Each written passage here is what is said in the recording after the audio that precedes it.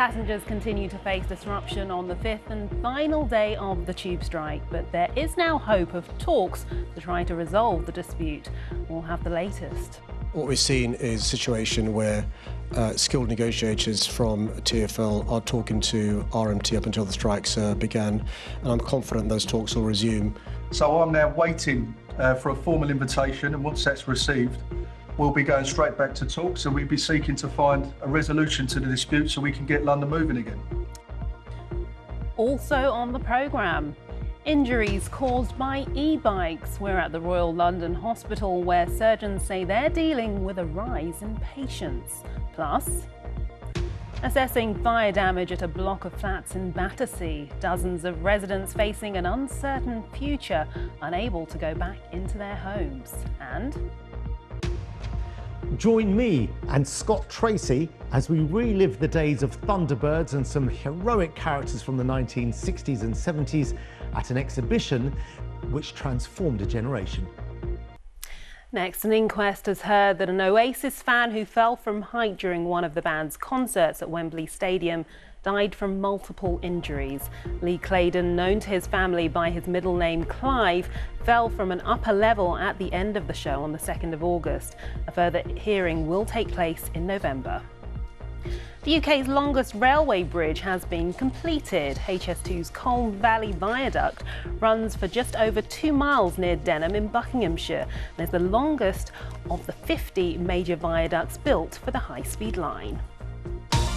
150 people had to be evacuated last night as firefighters tackled a large fire in a block of flats in Battersea.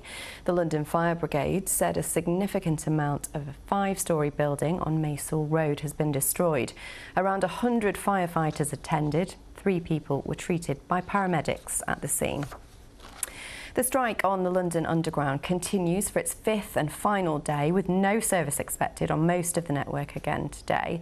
Tube workers from the RMT union are in dispute over pay and working hours. In a separate dispute, there will also be no DLR today. The Mayor's urged TfL bosses and unions to get back around the negotiating table. We can look at the tube board for you now, but as we've seen all week, most lines are still suspended. The Elizabeth line and most overground lines are running. There's a reduced service on the Suffragette line and all services could be busy. So, as this latest strike comes to an end, we want to know how it's affected you and your day-to-day life. We'd love to hear your stories, so please do get in touch at hello@bbclondon@bbc.co.uk. Next, e-bikes have been a popular mode of transport for Londoners trying to get around the capital due to the tube strikes, but surgeons at the Royal London Hospital in East London have noticed a rise in the number of serious injuries suffered by those on or hit by e-bikes compared to regular bikes. So they're calling for better regulation of the electric bike sector.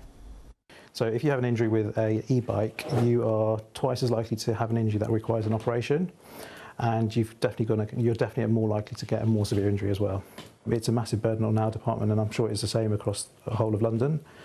And if we can reduce the number of patients coming in with these sorts of injuries, it would be great for the patients, obviously, but also takes a massive pressure off us in the NHS.